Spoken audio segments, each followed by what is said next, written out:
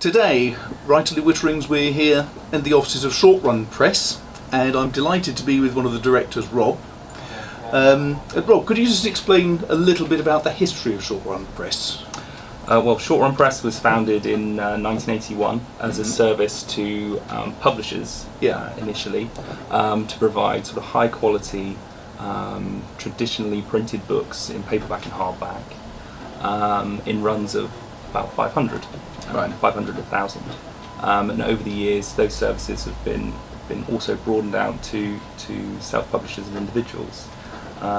So we offer colour and mono, paperback and hardbacks, all produced in-house in our factory down here in Exeter, in runs of kind of 50 as a real minimum, up to around 5,000.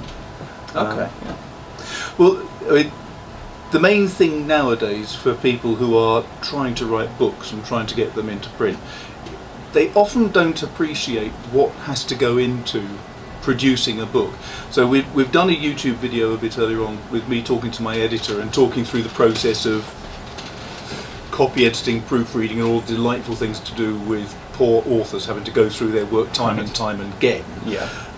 Now, what a lot of people assume is that a printer such as yourselves will receive some sort of electronic an email, say, with an attachment, and they say, could you please print this? And you say, yes, certainly, and you press a button and a whole bunch of A4 sheets of paper come out, and miraculously there's a book at the end of it. And of course you're charging a huge amount of money for really doing very little. Do you think that's fair? I really don't. In some cases, the sort of initial part of that is correct, that an email will come in with an attachment from a publisher of, we've provided a quote and the files come in which are then ready to print, and we then produce books from their finished artwork. But we also sort of go further down in the other sort of end of the scale, in that we can receive a Microsoft Word file that is really a manuscript, which we then design into a book format, in sort of with discussion with design with the author or society, to produce a book that in the end looks the same or similar in quality to that publisher's book that arrived just as an email. So those services we offer in design and typesetting, we can take a Word file and change that to make it look like a book, or in some instances we receive a box full of handwritten manuscript, photographs and different drawings and illustrations, and we turn that into a high quality book that would sit on the shelf next to a national, even international publisher, and those two books would have equal merit and equal quality. And that's what we try to do, is that we accept a broad range of input, but the output is all to look a certain way, and that's when it's in the hand of the reader. So a book from you will look as though it's fresh off the shelves from Waterstones, basically. It's real quality. That's the aim. Because a lot of people, obviously, when they're sitting at home, they hit the button on the computer and it'll print out from a laser printer, inkjet printer, whatever the dreadful thing will be. My own laser printer needs replacing urgently. But you don't do that, because you're not really electronic printers as such. You produce litho, don't you? Yeah, we're slightly different in that the majority of our work is printed using lithographic printing presses. So the book... Could you explain what litho... Because a lot of people like me, about 10 minutes ago, when I didn't know what on earth that meant, a lot of people watching won't know either. Well, the sort of digital printing that's used primarily are kind of overgrown home laser printers, so they're large photocopiers, which you then print to produce a book, which you can do very easily, but the quality isn't that high.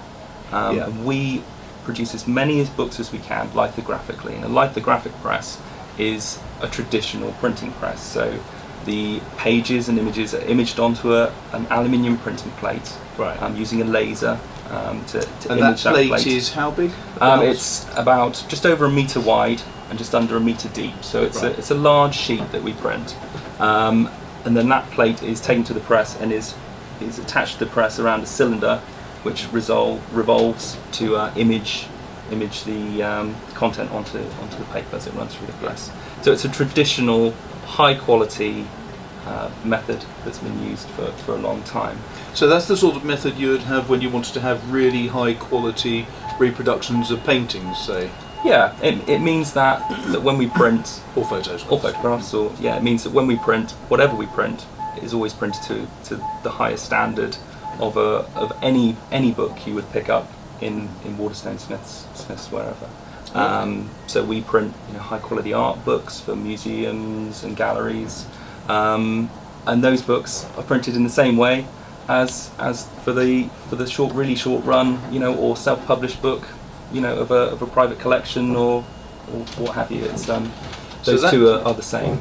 So with litho, you've got very, very high quality, but there's a slight trade-off in terms of how long it would take to get the book printed, I assume? Yeah, it does mean that if you order, if you come to us and you order the book today, it doesn't mean you can have it tomorrow. Yeah. It means there's a slightly longer lead time than with some of the sort of online publishing services. Yeah. And they've got their place, and that's really great. If you need the book tomorrow, and you can hit the button and it arrives in the post, then fab. But our style is slightly different. We produce proofs for you to check to make sure everything is correct, and once that's approved, it's usually about 2 to 3 weeks to get completion and delivery of the final product. I see. But then, when it is done, I was looking at these covers earlier. I think they're fabulous. They're so full of colour, and also very, very precise in the way that the images are rendered. And that's again due to you do your own covers in-house. Yep, all the covers are printed. And you do the binding? All the binding is here. We do every process in our factory here in Exeter, so we have total control over the production, both the hardbacks and the paperbacks. And it means that we can keep an eye on every sort of process in the chain, as it were. So coming back to the actual process, what you're doing is when somebody sends you their document, it can be either handwritten notes or it could be a PDF file or something similar. Yeah. So you would then produce a very rough, quick output of that, so they've got something to proofread to make sure they like the format and where the chapter starts. Yeah, that's right. Chapter breaks. We would, if it was to be typeset and designed by us, then we obviously go through that process of producing a sample page or sample chapter from a design brief. And then once that's approved, we would then go on and design the whole book. If you provided a PDF to print, we produce a 1-copy proof of that. So in each case, you get to the stage where you have a proof that you can check and approve, which will look as the layout exactly as the finished. So you can see exactly what it is you're buying. And then once that's signed off, then we go to press and get the exciting stuff to happen. But the nice thing is you can do all of the typesetting in-house if you need to. That's right. Yeah. All of the production work. That's true. Yeah. So that must be expensive, because that must mean you've got a fair number of staff, not necessarily huge hundreds, but you must have a fair number of staff on the technical side. Yeah. You've got the skilled staff who can produce all of the plates for the litho. Yeah. You've got the staff who I assume I haven't seen one, but I'm sure you've got guillotines down there to do the edges. Oh yeah. It's a full complement of printing and binding services with really skilled individuals that are able to operate that machinery correctly.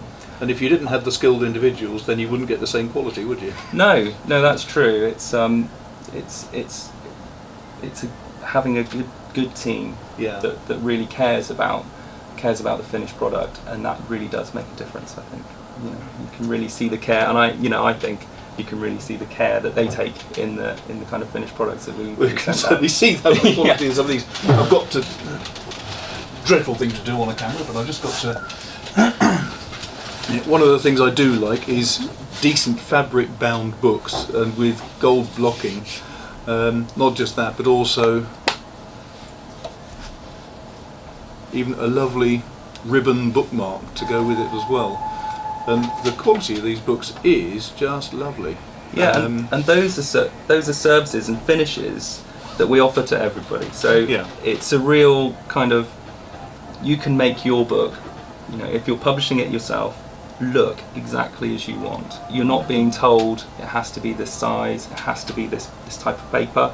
there's a real kind of I think joy in not only having written the book, but then making it into a product that your readers will also enjoy as a physical product, as well as the content of the book. And I think that's an important part that perhaps gets overlooked sometimes these days. I think there's one last book that I must ask you to just pass over here, because that shows the sort of quality. Do you want to just explain whose this is? Yeah, it's a book we printed last year for the London Stereoscopic Company, which is co-authored by Brian May from Queen, and it's a very interesting story of his collection of Victorian postcards, which actually are 3D, and it was a large entertainment industry back then, which, when viewed through a special viewer, these images combine to give you a 3D view, and it gives a real depth of field. And it's quite an unusual kind of printing technique, which we did last year, which was really great. And it's a really interesting kind of product, and it sort of shows, like we were talking about earlier, the range of products that we offer to everybody, but also the precision of the printing process that you've got, because to be able to get pictures this size that can then be used through a stereo viewer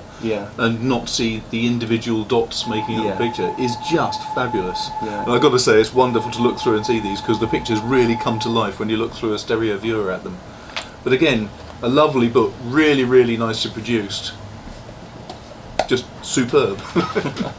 Right, well, I think that's probably where I say thank you very much. That's been really interesting, and if anybody's got any questions, would you mind if they put a comment on this YouTube video, and I'll send you what the question is? Oh, no problem, yeah. Excellent. Great, so there you go. Any questions you've got, let us know, and I'll be able to get an answer for you. Thanks very much. So, thanks for watching. I hope you found that video useful. I've got to say thanks ever so much to Short Run Press for their help and their cups of tea, which were extremely good, as well as allowing me to play with lots of different books I've never read before. But thanks a lot to Short Run Press. If you enjoyed that, do please let me know if there's other things that you'd like me to talk about, other people you'd like me to interview. So the immediate thought was perhaps I should go and speak to an agent, get an agent's perspective on the book industry, but there are other people too, so let me know if there's other people you want me to talk to, and I'll see if I can organise future videos based on that. In the meantime, any comments down the bottom as usual, do please share it, tell your friends, and if you haven't already done so, please subscribe, because it makes me feel as though I'm doing something that's a bit more worthwhile that way. Okay, so thanks very much, thanks for watching, I'll speak to you soon. Take care.